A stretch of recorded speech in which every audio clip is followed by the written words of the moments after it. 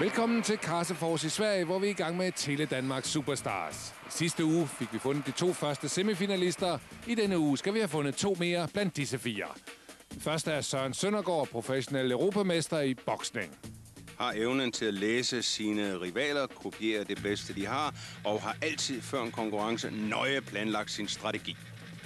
Og han skal kæmpe mod blandt andre den professionelle tennisspiller Frederik Fetterlein, 28 år nu, og Davis Cup-spiller for Danmark ved flere lejligheder. Elegant, raffineret, fræk på en bane, kønt knægt, sælger sig godt, snakker meget, charmerer sig gennem meget. Og i den danske fodboldlandsholds bedste angriber og de seneste år, den 28-årige professionelle fodboldspiller Miklas Molnar. En vild mand, men med en meget præcis fornemmelse for mål. Født konkurrencemenneske, giver ham en udfordring, og han tænder. Og den sidste bliver ofte kaldt en sprallemand. Han er nemlig håndboldmålmand. 61 landsholdskampe har Søren Hogen fået. Han er besat af en drøm. Han vil være verdens bedste på sit felt. En afsindig type, der går gennem en mur, hvis du siger, han ikke kan. Og de 4, de skal kæmpe mod hinanden i et meget rigt varieret program. Vi skal blandt andet se, hvem der kan kaste længst med et 800 gram tungt spyd.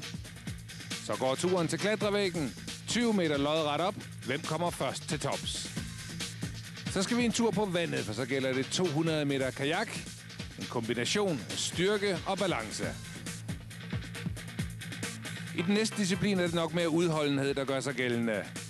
I vores triathlon er det 65 meter svømning, 2,2 kilometer cykelløb og sluttet af med 1000 meter løb. Derefter går vi videre til en mere teknisk disciplin. Vi skal nemlig en tur på vandet igen. Denne gang gælder det slalom på vandscooter med 80 hestekræfter. Men vi starter med noget, der er virkelig krævende. Vi starter nemlig med mountainbike. Ja, det er en kombination af hurtighed, teknik og udholdenhed. Ja, og mens I bare sidder og snakker, så har jeg faktisk været ude og gå turen, og jeg kan fortælle jer, at det er en meget, meget vanskelig og dyngvåd mountainbike-rute her. En teknisk krævende rute, og jeg er glad for, at det ikke er mig, der skal ud og køre den, og i virkeligheden så er jeg mere glad for, at det ikke er jer, for I skal jo også holde hele dagen. Jo, tak Jens. Det er vi også taknemmelige for det her det er altså virkelig noget, der kræver kræfter her fra dagens start. Ja, mere end alt andet, Henrik, kræver det mod, dristighed til at udfordre sig selv i det her terræn. Som sædvanligt får de mulighed for at teste udstyr, teste terrænet. Frederik virker lidt beklemt ved situationen der. Der er vådt, og der er glat. Hvor stort et kendskab har du til mountainbike? Hvor meget cykler du selv? Jeg har ikke cyklet i mange år, og slet ikke mountainbike, så det er lidt en udfordring. Jeg glæder mig til. Det er en meget spændende rute. Søndergaard længst til venstre, Fetterlein, Molnar og Hogen længst til højre. På pladserne.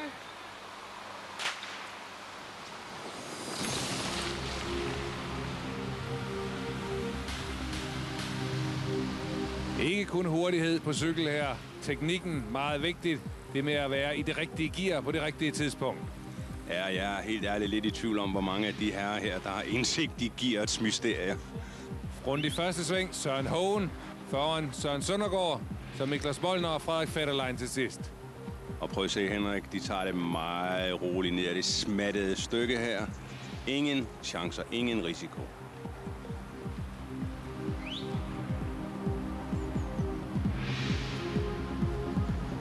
Og lige om lidt, så kommer den første stigning. Her gælder det virkelig om at være i det rigtige gear.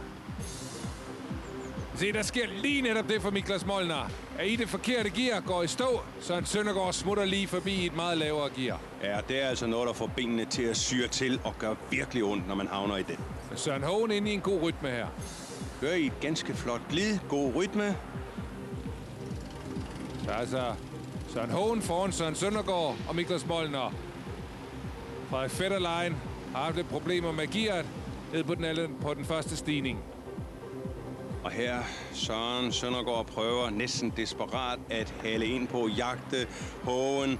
Men det er svært på dette åbne stykke, hvor blæsten står lige i ansigtet på dem.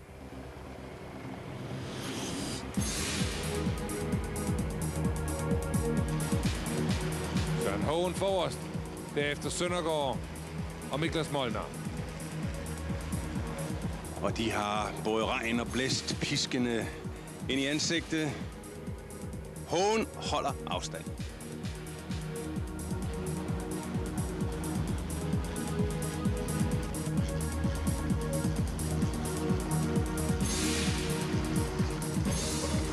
Molnar næsten tabt bagude.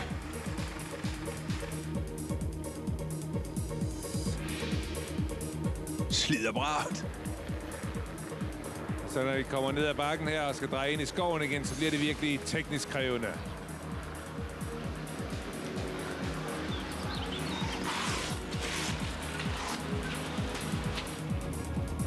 Og der først kommer Frederik Fetterlein.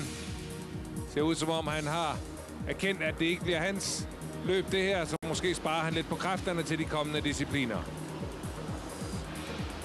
Men her er Molnar ved at indhente de to andre igen. Det er meget flot af Molnar, der ikke har særlig meget begreb om cykling. Det er den fart, han havde på over broen. Han kører bare vildt. Modi, som vi snakkede om i starten, har dristigheden. Altså stadig Søren Hohen foran Søren Søndergaard og så Miklas Molnar. De ligger tæt nu.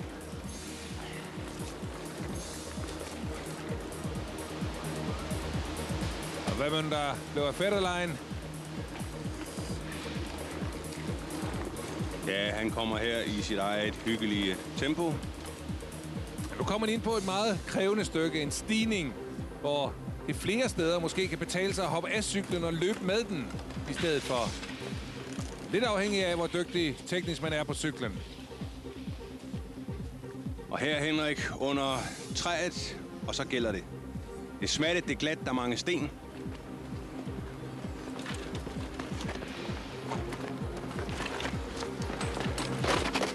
Der skrider det et øjeblik for Søren. Så håndboldspilleren foran bokseren, og så fodboldspilleren, men fodboldspilleren vil overhale bokseren nu. Stadig håndboldspilleren, der kommer først. Men nu er det altså Miklas Molnar på andenpladsen. Og han griber chancen her, op og stå i pedalerne. Ganske god teknik. Hov, der smut den. Ja, man kan godt se, det bedre kan betale sig at løbe på nogle af strækningerne. Der forsøger Søren Hohen netop at komme på cyklen lidt for tidligere, så smutter Molnar forbi.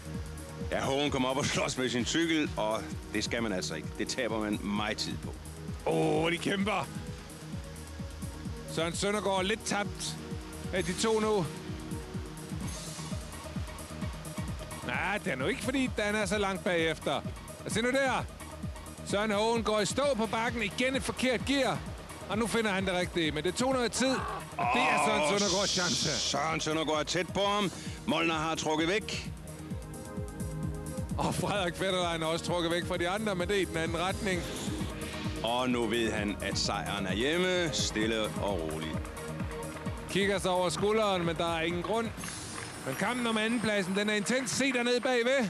Den er hissig, Henrik. De er så tæt, så tæt. Det er Søren Hohen til venstre, Søren Søndergaard til højre. Hvem kommer først? Wow! Det var tæt. Hvad så? Er du helt flad, Søren? Ja, det var hårdt. Hvad fik du ham i spurten? Det ved jeg ikke. Det bestemmer målfod. Men det var Søren mod Søren. Ja, for Molnar han tog mig, da vi løb med cyklen. Der kunne jeg slet ikke være med. Ja, det er jeg også spændt på at se, det målfoto. Altså Hohen til venstre, Søren Søndergaard til højre. Kamp lige til stregen. Kan du afgøre det? Ikke her. Sådan. Det ligner cykelløb. Søren Hohen får altså andenpladsen og dermed de 3 point. Kanon, Miklas. Kanon. Ja, det er en god start. Det er vigtigt. Ja. Det var en svær råd. Det var sjovt, men det var faktisk rigtig farligt. Der var mange farlige steder, hvor man lige skulle passe på. Der er faktisk et sted, hvor både Søren og de 2 gange Søren, de har problemer. Der er jeg cyklen på nakken og løber forbi mig. Jeg tror, det er der, den bliver afgjort, fordi lige her på det sidste, der er det svært at overhage. Det var perfekt. Du går efter guldet. Ja, det håber jeg. Man kan aldrig vide, jo. Men jeg håber på, at jeg vinder. Og der er lang vej hjemme nu. Ja, der er også lidt vej tilbage for Frederik Fetterlein. Vælger altså øjensynligt at spare lidt på kræfterne til de kommende discipliner. Det lå helt anderledes tæt mellem de andre. 600 del til forskel. Ærgerligt. Ja, det var ærgerligt. Det var så tæt, som det kunne blive. Men jeg troede, lige de sidste meter, der lå jeg for os, men så rejste han sig op og der i cyklen, og det har jeg åbenbart lige det sidste. Og her i Tele Danmark Superstars er der altså 4 point til vinderen, 3 point til nummer 2, 2 til nummer 3 og 1 point til sidste pladsen. Så går vi videre ud på Atletikstadion, hvor det gælder spydkast. Der. Cirka sådan, ikke? Helt derop.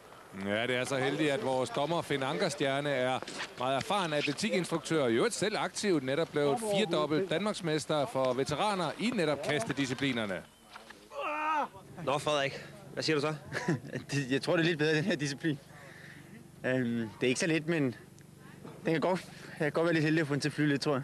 Det er noget med, at du bruger dit håndled fra tennis til det her. Det skal man ikke? Nej, jeg kommer til at bøje det hele tiden, i stedet for at holde det stift. Sådan er det. Må jeg prøve at holde det stift, så jeg kan få et godt kast ud af 3. Et tennissæt, det er jo 6 partier. Det første parti, det solgte du så på mountainbikebanen. Hvad så nu her? Jamen, jeg skulle i hvert fald gerne blive 1 eller 2 i det her, ikke? Ellers så ser det sort ud jo. Fordi der er også nogle flere cykeldiscipliner, hvor jeg måske ikke er den allerstærkeste. Men 3 eller 4 point burde være mål i den her øvelse. Hver deltager får 3 kast. Spydet skal markere, og de skal være inden for sidelinjerne.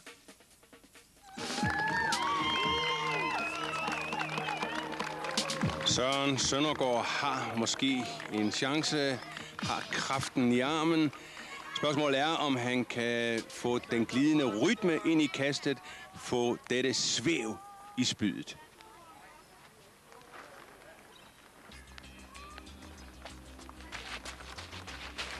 Ja, flot stil af Søren Søndergaard her i det første. Den er ud over 30 meter. God start. Ja, men Finn er lidt i tvivl. Skal finde, hvor den markerer. Den er uden for sidelinjen. Lidt uheldigt, Søren Søndergaard. Altså rigtig godt første kast. Men altså, som sagt, den skal markere inden for sidelinjerne. Gør det Frederik Fetterlein. Nu må vi se, om den spirende selvtillid virker.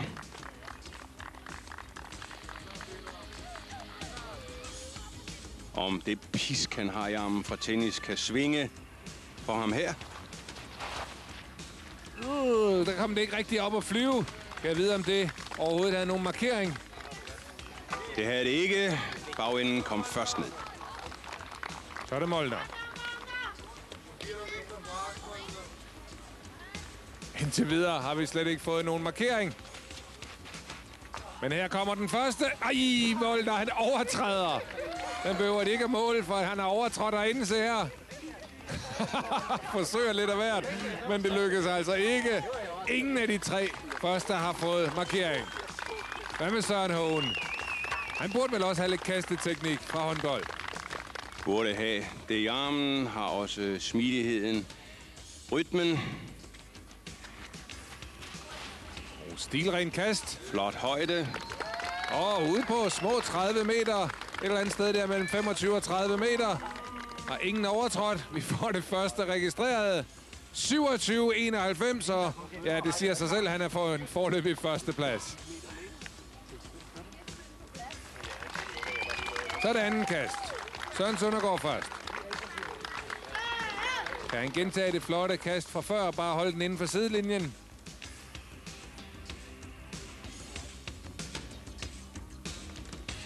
Dybt koncentreret. Flot svæv. Ja, det ser meget godt ud i tilløbet, men får ikke rigtig det rigtige svæv på. Kan de finde en markering? Ja. Også ud over de 25, dog ikke helt så langt, men 26-33, det er bedre at have en markering. Nå, Fetterlein, han har virkelig sat næsen op efter at vinde det her. Skal vi se, hvad han kan. Ja, har altså besvær med at holde ordentligt på det, Henrik. Nej, igen er det halen, der er nede først. Tæller ikke. Helt tydeligt at se her. Slår helt forkert ned. Altså foreløbig ingen markering til Frederik Fetterlein. Det har Molnar heller ikke i første. Hvad nu? Ser noget bedre ud. Og det er måske længst. Jeg tror faktisk, den er længere end Søren Hågens. Den er godkendt. 28-69. Miklas Molnar på førstepladsen. Ja, og tænk dig engang. Molnar ved ingenting om cykling, ingenting om spyd. Og han klarer sig flot i begge dele.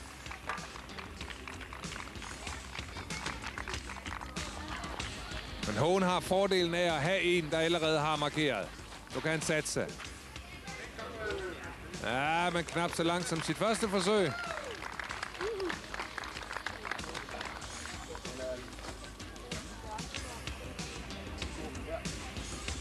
27-14. Vil lade 27-91 stå. Søndergaards anden forsøg er altså 26-33. Kan også tillade sig at satse her. Sidste forsøg for alle deltagere. Skal satse uheldigt for ham, at det første forsøg ude på de 30 ikke var rent. Ja, når ikke helt længden. Det ser altså ud til, at der er noget teknik i det. Han kunne godt lære det, tror jeg. 26-01. Hans andet forsøg var det bedste på 26-33. Nej, som han selv siger det er ikke godt. Der er ellers ganske pænt svæv i det. Og lad os nu se, om ikke Fetterlein bare kan få et spyd markeret. En rigtig god forhånd nu. Ja, det ville være ret. Det er en god forhånd, men det er et elendigt spydkast. Ja, den får slet ikke det svæv på, der skal til. Så Fetterlein slutter uden markering. Hvad med Molnar? Han bider tænderne sammen. Den får alt. Oj. Højde. Det er god. Ja, der er en markering, og vi er ude over 30 meter her. Et flot kast hen. Det er virkelig noget, der sætter Hågen under pres. 32-42. Niklas Molnar på førstepladsen. Skal han vinde igen? Det vil næsten være for meget, hvis Søren Hågen har et kast her. Og kan tillade sig at sætte alt på et bræt, for han er sikker på at have andenpladsen. Nu er Hågen altså også god under pres. Højde! Ja! Endnu længere. Hvad kunne det ikke blive til det her, hvis de fik et par runder mere? Nu er vi ude omkring de 35. Lad os se, hvad den bliver til. 35-75. De skulle have haft et par runder mere, så kunne det virkelig være blevet til noget. Men Søren Hågen vinder foran Niklas Molnar og Søren Søndergaard. Der vinder kastet. God teknik. Flot højde. Vi har lige set dit vinderkast i langsom gengivelse. Det var noget bedre end de to første. Hvorfor skulle det gå så lang tid, før den sad der? Det er jo meget med teknik at gøre, og hvis man lige rammer kastet, ikke, så har man heldet med sig, ikke, og så rører den langt ud. Og Miklas, han pressede mig ikke ved at komme en god meter ud længere end mig, ikke, så der bliver man sådan lidt, det kan fandme ikke passe, ikke, fordi jeg har jo lidt fordel med, at jeg skal kaste, ikke, og han havde lidt problemer med hånden, så det måtte skulle gå, og så røg han over 30 væk, så tænkte jeg, for fanden, og så fik jeg heldet med mig, og det gik. Nu ånder du så Miklas i nakken her om at føre Superstar. Er det godt for den næste disciplin? Jeg ved ikke, hvad der er godt her, fordi vi får så mange overraskelser, og hver ting er jo noget nyt, ikke, men det er jo med at skrave de point til, som man kan, ikke, når man har en chance for det, og ja, indtil nu er det jo gået over forventning, så vi må se i den næste. Ja, Søren deler førstepladsen med Miklas, og Søren Søndergaard og Frederik Fetterlein, de får chancen for at hente lidt ind på dem, når vi om øjeblik skal på klatrevæggen.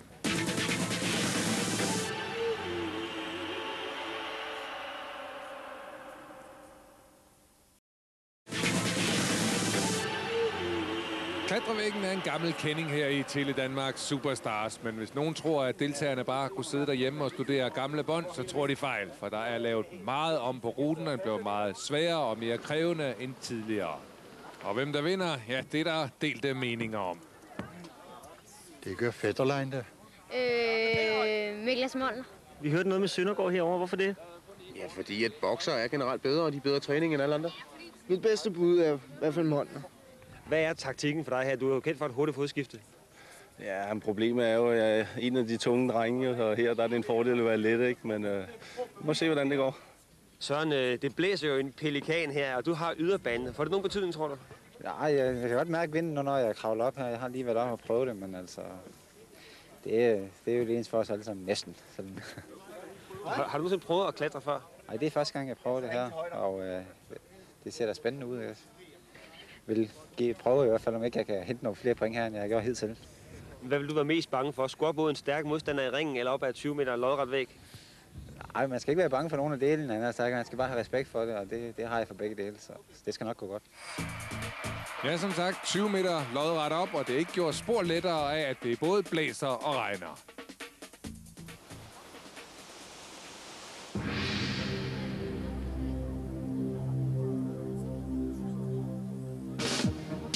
Søren skal have en toppræstation, helst en sejr for at komme ind i billedet. Ham her, ja, han prøver at psyke sig klar. Molnar vil angribe, ingen tvivl om det. Og Hågen, ja, han har en hel del kilo imod sig. Sten Tindings rekordtid.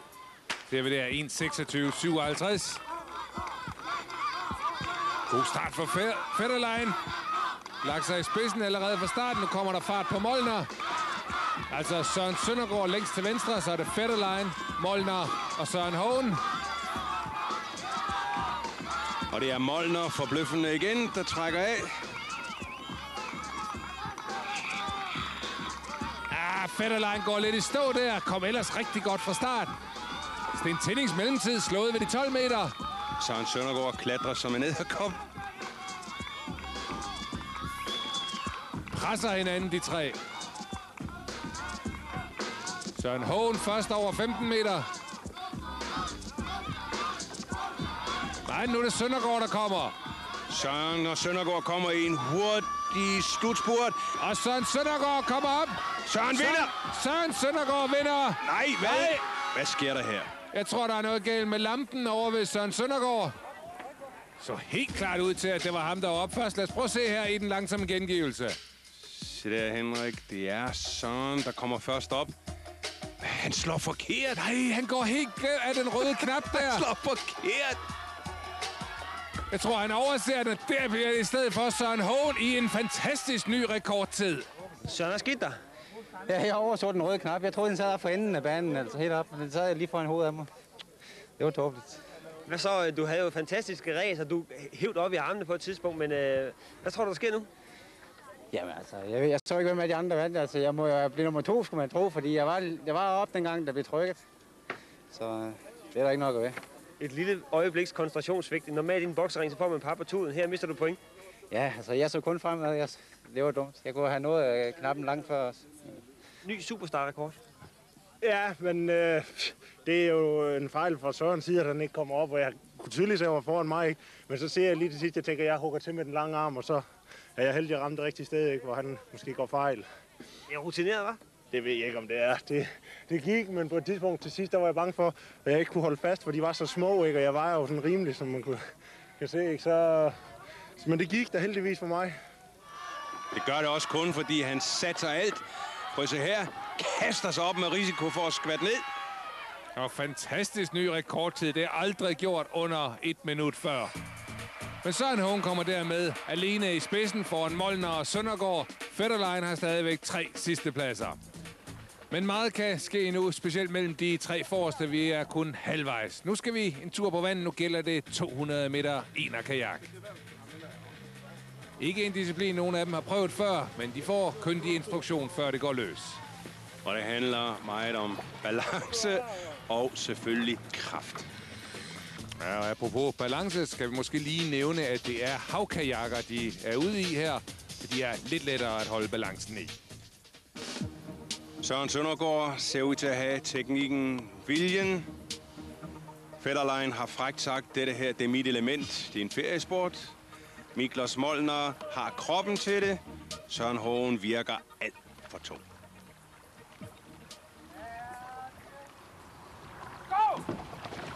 Det er jo et kende deltagerne på farverne. Søndergaard længst over i rød, Fetterlein i gul, Molnar grøn og Hågen i lilla. Det ser ud som om det er Fetterlein og Hågen, der er kommet bedst fra start. Det ville være flot, hvis endelig Fetterlein fik vist ansigtet. Molnar på sidste pladsen, men der sker noget der for Fetterlein. Ja, det er lige før, man må give ham ret i. Det er hans element. Det ser ikke ud til at være Molnars i hvert fald. Også Søren Søndergaard har problemer over på bane 1. Men oppe i spidsen er det nu Søren Hågen, der rykker fra ved 100 meter mærket. Kraft, balance, fuldendt rytme, det er flot. Skal han virkelig vinde endnu en gang? Kunne godt se sådan ud. Glid i kajakken. Frederik Fetterlein er på vej mod en anden plads. Og der går ikke noget galt der for Søren Hågen. Han vinder foran Frederik Fetterlein. Og se der, Molnar er kommet i en forkert bane. Gør ikke noget, så længe han ikke generer. Ja, faktisk så når han er overhalet Søren Søndergaard og kommer ind på 3. pladsen. De 4 point, de går igen til Hågen. Søren, de andre, de blev ned. De andre blev ned i deres kajak. Ja, men jeg troede, jeg skulle op, for nu var vi jo færdige, så jeg stod op, men jeg kunne heller ikke se tiderne derovre, så jeg måtte lige rundt og se, hvordan det var gået. Men vi kunne i hvert fald se, at du kom ind igen som nummer 1.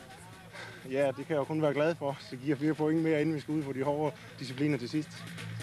Ja, han har overrasket mange med de første pladser her. Der er ingen rigtig, der havde regnet ham blandt favoritterne. Nok flere, der havde troet på Søren Søndergaard. Ja, her står jeg så netop med Søren Søndergaard og Søren. Det er for os meget uvandt at se dig ryge ud gennem tårne. Ja, men det her, der var jeg kommet ud i noget, jeg ikke rigtig helt havde styr på, må indrømme. Du skal jo have nogle point nu for at kunne hente Niklas Molnar især. Ja, nu bliver det svært, men altså, jeg kæmper det, jeg kan i hver disciplin, og den næste, der vil jeg give alt, hvad jeg har, for at vi kan få lidt spænding om det her det sidste. Og det bliver svært, men jeg tror på, at jeg har en god chance i den næste disciplin. Ja, meget kan lade sig gøre inden de sidste 2 discipliner, så lad os komme videre ned til Jens og Finn, der er klar til at sætte den næste i gang. Ja, Henrik, og jeg står her med en skarplet startpistol, og så starter og dommer Finn. Finn, jeg kan huske, da jeg gik i skole, selvom du ikke tror det måske, så har jeg gået i skole, og der sagde gymnastiklæreren altid på pladserne, færdige, og så knalder han klaptræder afsted meget rytmisk, og det må man ikke, ved jeg. Jo, det må man godt, men det er altså ikke gangbart, fordi hvis du er ude til store stævner, og der er mange starter, så finder de aktive hurtigt ud af, hvordan din rytme den er. Og derfor så kan du risikere, at de er så smarte, at de snyder dig ved at gå i skuddet. Og hvis du ikke er opmærksom på det, ja, så er der altså nogen, der tjener nogle tiendedele ved det der. Men man varierer jo sin stemmeføring, og man varierer længden mellem færdige og skud, så der er ikke nogen, der kan finde ud af, hvornår de skal starte ud af startblokken. Og det, vi skal i gang med nu, det er der faktisk 3 starter på. Det er nemlig den efterhånden klassiske triathlon. Og Molnar har gået rundt og brokket sig. Jeg hader vand, siger han. Frygter indlysende den her disciplin. Søren Søndergaard som altid med strategien klar satser på løbet, på at slå til sidst, spare så mange kræfter han kan indtil da.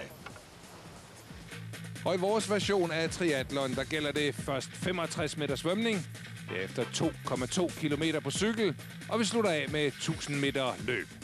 Men lad os først se, hvordan Finn Ankerstjerne denne gang starter dem.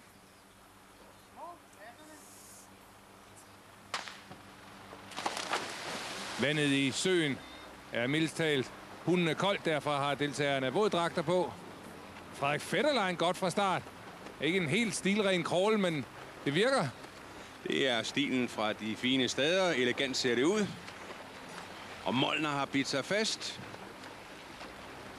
Søren Hohen ved at falde lidt tilbage. Ja, han har fået problemer. Han er kommet for langt ud. Og nu er Fetterlein slået over i det mere rolige brystsvømning. Det er også noget, der virker for Molnar. Brystsvømning. Ser ud til at skulle runde bøjen først. Men ellers ligger de meget tæt alle 4. Ja, det var Molnar, der i den grad havde koldt vand. Måske er det derfor, han har så meget fart på med at komme ud af det igen. Har lagt sig nogle få meter foran. Søren Søndergaard den eneste, der fortsætter i crawl. Og Hohen er kommet op bagfra. Det er meget tæt. Niklas Molnar nogle få meter foran der ved første skifte. Men nu kommer de ind og skal op på cyklerne. Derinde der står Jens Højbjerg klar. Ja, det var et helt tæt svømmeløb, og det, som igen bliver afgørende i triathlon, det ser man så tit, det er nemlig skiftet. Hvem får de først de våde fødder ned i skoene? Så det er meget, meget spændende før cykelløbet her. Hver af deltagerne har fået lov at tilrettelægge nøjagtigt, hvordan tingene skulle være her til skiftet. Indstillet cyklens højde, endda placeret, hvor sko og håndklæder det hele skulle være. Jo, men ligegyldigt hvor skrapt du forbereder dig, så kommer du altid op og slås med dine fødder i de sko. Prøv at sidde der.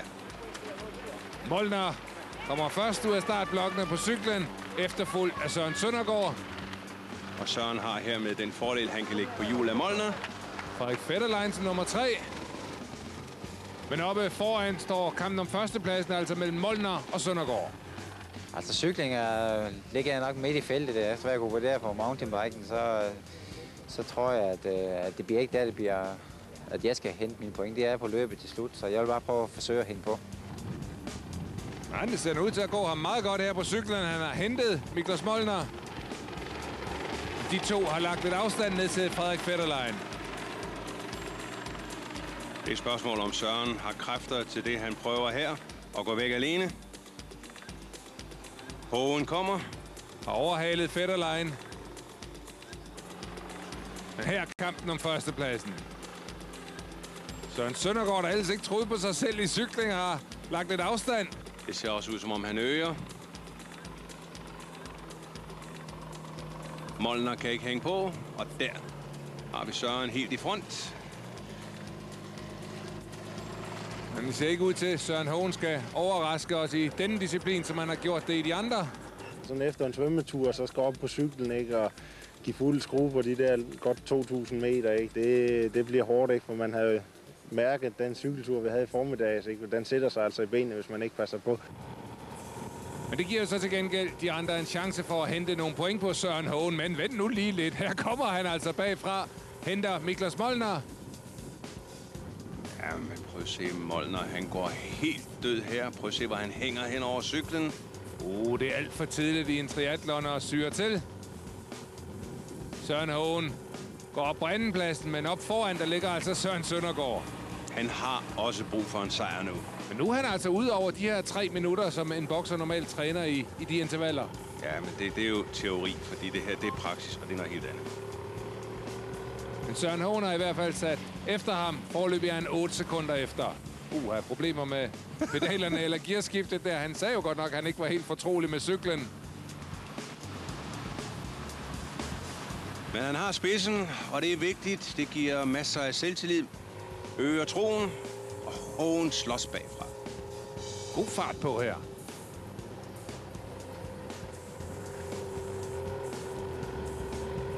Kommer i et mægtigt tempo.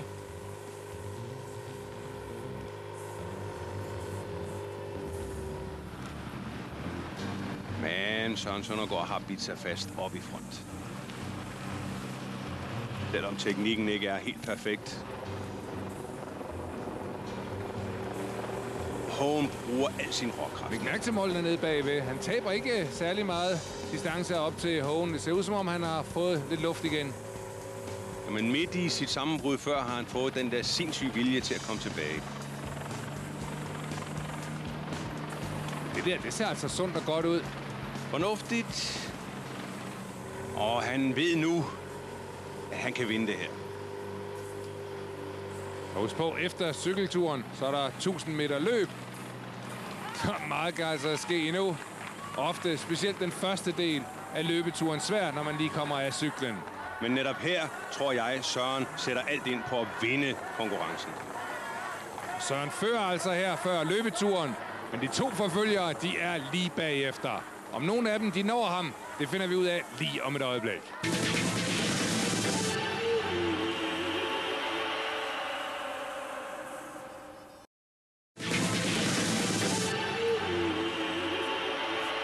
Velkommen tilbage til triathlonløbet her i Tele Danmark Superstars. De 3 første deltagere er ude på den afsluttende løbetur. Miklas Molnar, Søren Hogen, jagter Søren Søndergaard. Og Søren Søndergaard sagde til mig før konkurrencen, at han meget nøje har planlagt sin strategi her i løbet. Det er meget svært, siger han, at øge det tempo, der først er sat. Derfor lægger jeg helt vildt ud. Det ser også ud til, at Miklas Molnar nu trækker fra Søren Hogen. Og Søren løber i et flot tempo. Det her, det forøger jo kun spændingen, specielt i kampen om andenpladsen. Søren Hogen fører jo i den samlede stilling, men Søren Søndergaard og Miklas Molnar kæmper om andenpladsen. Og de 2 første går jo videre til semifinalen. Og Søren skal have den sejr, han så desperat jagter her i dag.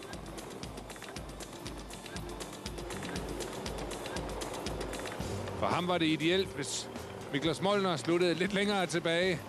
Men det her, det gør det kun mere spændende.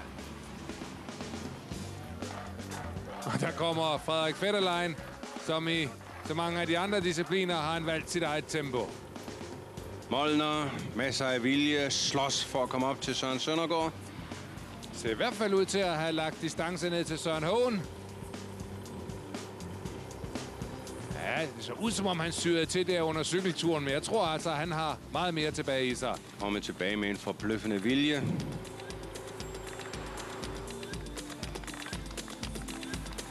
Ser rimelig elegant ud på Søren Søndergaard også. Han har talent for det her. Det er jo også en fast del af hans træning. De lange løbeture hver morgen har nu øget til 10 sekunder.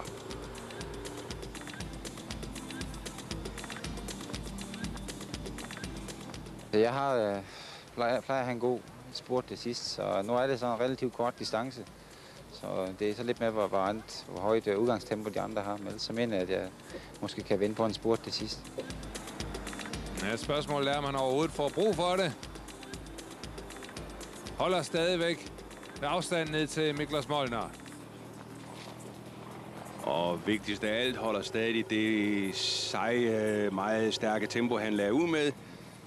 Se der er hul ned.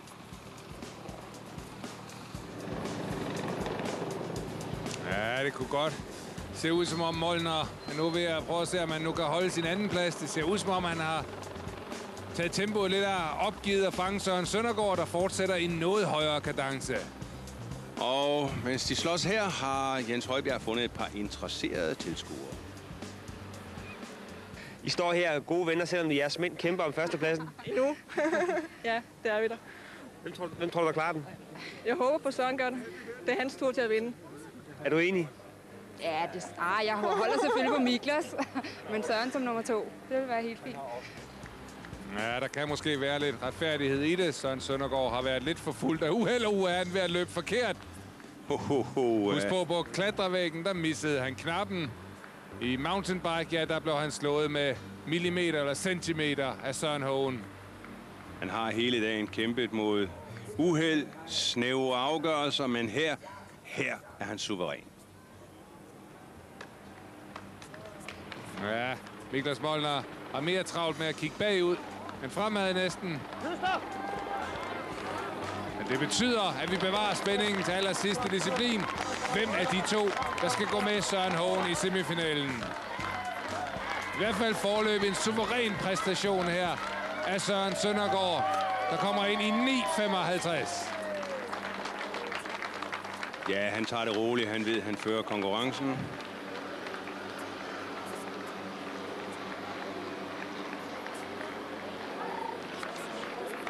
Og igen, Henrik.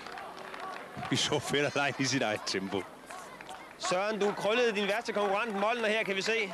Ja, men det var bedre, han blev helt krøllet sammen. Men cyklingen gik bedre end forventet. Så det var dejligt. Det var den disciplin, jeg helst ville vinde, så det er jeg glad for. Så der er lidt en jernmand? Ja, jeg håber det. Når jeg kommer til at dyrke det mere fremover, synes det er fascinerende sport. Det skal blive interessant at se, hvad Søren Søndergaard kan drive det til i en jernmand. Men her er Søren Hogen i mål. Et lille minuts penge efter. Men han bevarer sin første plads i den samlede stilling. Og ham her bevarer også sin sidste plads. Han har valgt sit eget tempo det meste af dagen. Kun en anden plads i kajakken har reddet ham. Men de 3 første er altså i mål. Nu kan de tage badekåberne på og så vente på Fetterlein. Nå, Miklas, du bliver alligevel sat lidt her, Søren. Han hentede point på dig. Ja, men det var vigtigt, at jeg ikke tabte 2, men jeg kunne godt se, at jeg ikke kunne nå at indhente ham. Så slappede jeg lidt af til sidst, men det var hårdt nok alligevel. Hvad er det værste for sådan en fodboldspiller på sådan en triathlon her? Jamen, det var vandet.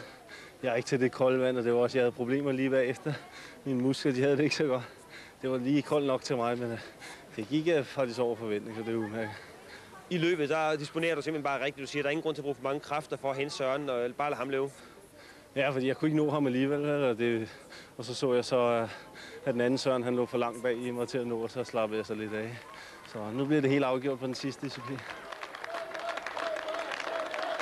Ja, så får Fetterlein en klapsalve. I begyndelsen, der troede vi, at han disponerede sådan og sparede lidt på kræfterne. Men på den måde får man jo altså også kortere pauser mellem disciplinerne. Tillykke, Frederik. Dagens største bifald. Ja, sådan det var flot. Nej, det var sådan det har jo lige at komme, og så kører sådan en triathlon. Så jeg gennemførte det overhovedet. Men han er altså næsten 2,5 minut langsommere end Søren Søndergaard, der som første mand var inde på under 10 minutter.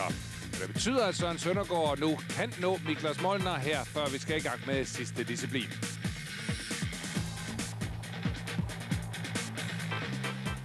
Den, vi skal i gang med nu, det er en gammel kending, som er blevet lavet lidt om. Det er nemlig det, som var deltagernes yndlingsdisciplin sidste gang. Det er vandscooteren, men der er kommet flere hestekræfter på. Vi er helt op på 80 hestekræfter denne gang. Ja, og interessen samler sig om duellen mand mod mand. Søren Søndergaard og Miklos Molnar. Hvem af de to rammer finalen? Søren har med sin sejr triathlon bragt sig tæt, men vi har jo set ham i et par tætte opgør i dag. Mountainbike, klattervæg. Gå ved, om det her bliver lige så snævert. Ja, gå ved, om det her fænger lige så meget, som det gjorde sidst vi var her. Sidste gang, der kunne vi knap få deltagerne med herfra igen. Men nu skal de altså ud og prøve først. Søren Hågen og Frederik Fetterlein i første heat. I første omgang, der får de lige en tur bagpå og bliver præsenteret for ruten af nogle erfarne vandscooterkørere. Og Fetterlein har her igen været fremme med sin frække personlighed og sagt, det her vinder jeg. Det er min livsstil. Jeg bestiller ikke andet, når jeg holder ferie, end at fare rundt på sådan en. Søren Hågen lidt tur i baljen, og en gang til. Ja, Henrik, han får de lussinger nu, der kan lære ham at køre ordentligt. Fetterlein ser ud til at have helt anderledes styr på det der. Men der er altså også 80 hestekræfter. Det gælder om at kunne styre dem. Men altså i første heat har vi Frederik Fetterlein mod Søren Hågen. Fetterlein i gul. Søren Hågen i lilla. Og det handler om balance. Hvem tør trykke håndtaget i bunden? Hvem kommer bedst rundt?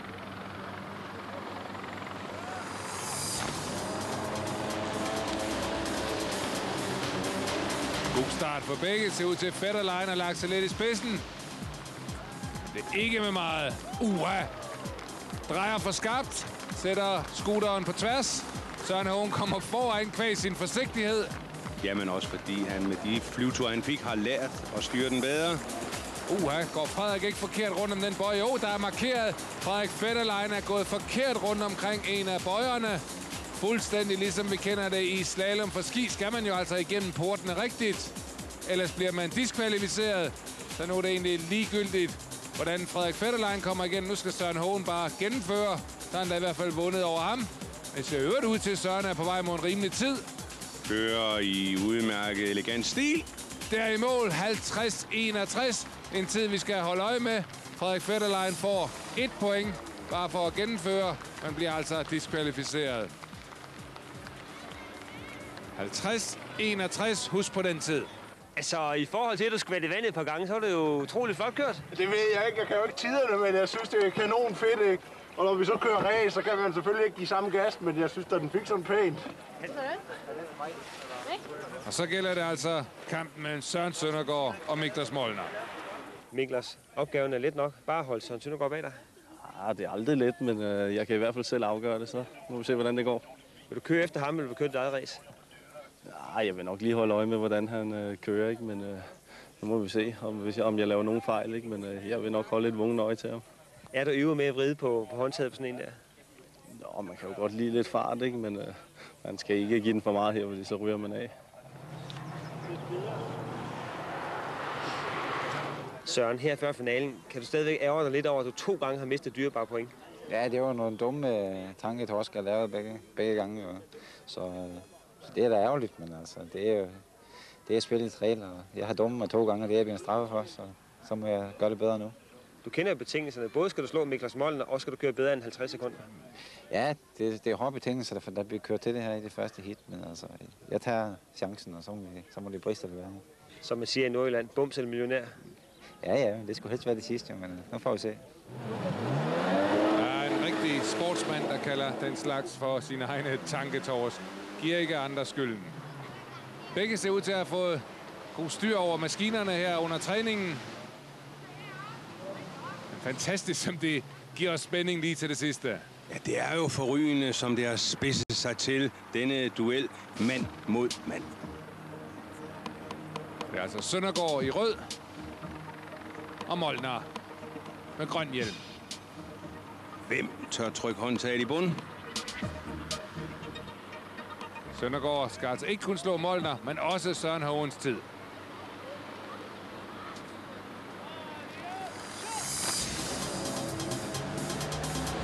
Det tøvende start der, Søren Søndergaard. Molnar flyver ud af startblokkene. Jamen, det er jo også hele Molnars image. Han er en vildbas. Jo, men han har styr over det. Kommer ganske flot rundt om bøjerne. Søren Hogens mellemtid der på 17-12 er kun aktuelt, hvis Søren Søndergaard kan vinde. Det er der ikke meget, der tyder på lige i øjeblikket. Han er for forsigtig med det her. Men se, hvor Molnar trykker den af. Ja, nu begynder det at komme lidt fra Søndergaard. Spørgsmålet om det ikke er for sent. Det har taget ham lang tid at blive fortrolig med vandet i maskinen, men Molnar trykker den af her. Det ligner en sikker sejr. Altså, holder det her i mål, så er det Miklas Molnar i semifinalen sammen med Søren Hogen. Men Henrik, hvad skete der her? Der er signaleret for forkert bøje. Jeg tror, det var for Molnar. Han går på den forkerte side af målbøjen. Så bliver han jo disket og får kun 1 point. Miklas, han kom jo på den forkerte side af målstregen derude. Men det er ikke mærke til. Så vi er meget spændt på, hvad der egentlig sker, hvad der bliver dømt på den her. Ja, det kan jeg godt forstå, Jens, for nu er de faktisk begge to 15 point, og så er det, vi skal til fintælling. Så siger reglerne, det er placeringerne, der er afgørende. Men de har lige mange førstepladser, lige mange andenpladser, lige mange tredjepladser, og tro det eller være, lige mange fjerdepladser. Så det bliver altså placeringerne her i finaledisciplinen, der bliver afgørende, og her blev Molnar altså diskvalificeret. Ja, det bliver farvel til både Frederik og dig, Miklas, og det var lidt ærgerligt med den der slutport. Ej, det var skidt. Jeg troede, jeg havde sejren i min hånd, men så kørte jeg sgu forkert på den sidste bøje, men det var ikke noget at gøre ved. Du står heldigvis og smiler stadigvæk. Jo, jeg vil selvfølgelig godt have været videre, men sådan er det, når man ikke overholder reglerne. Frederik, du var ikke så meget tæt på at komme videre, men du tager det hele med et stort smil. Ja, det var marginalernes spil i dag, ikke? Nej, det er klart. Jeg synes, det var sjovt, at jeg var glad for at være med, og sådan er det. De er bedre end jeg i de discipliner, og sådan er det. Det er sjovt at være med, og det må man acceptere, man ikke vinder. Ja, hvis Fætter har skuffet, så har Søren Hogen i hvert fald positivt overrasket. 2 gange Søren videre til semifinalen, og for dig, Søren, der var det på et hængende hår. Ja, det var i sidste øjeblik, og med lidt held opfra, da jeg gik videre, men altså... Vi har kæmpet hele dagen nu, og jeg er glad for, som det gik. Det var ting, jeg kunne gøre bedre, men det må jeg så forhåbentlig få mulighed for at vise fremover. Og den anden Søren Hogen, du lå jo hele dagen til at skulle vinde det her, gjorde det så også. Er du så favorit i semifinalen? Nej, favorit, det er store ord, synes jeg. Disciplinerne, de lå åbenbart godt til mig, ikke? Og jeg havde held i nogle af disciplinerne, hvor jeg kunne vinde, ikke? Og det gik så godt, og fik kvalificeret mig til semifinalen tidligt, og det er jeg glad for. Det er jo sjovt at prøve alle mulige forskellige discipliner, og det er det, vi har for. Ja, han får lov at prøve endnu flere discipliner i semifinalerne. I næste uge er det damernes tur. Den forsvarende mester Gitte Madsen skal op mod sejleren Dorte O. Jensen, håndboldspilleren Karina Jespersen og endnu en håndboldpige, nemlig Marianne Florman. Og de bliver udsat for et væld af opgaver. Uden at røbe for meget, så kan jeg godt love, at der bliver lige så meget drama og spænding i næste uge. Spændende personligheder. 3 håndboldpiger skal have afgjort deres indbyrdes styrkeforhold. Sat op imod en sejlerpige, men hun er vant til at klare sig ene mod alle. Så herfra er det Kurt Thybo og Henrik Knudsen, der siger tak for nu. Håber vi ses igen om en uge.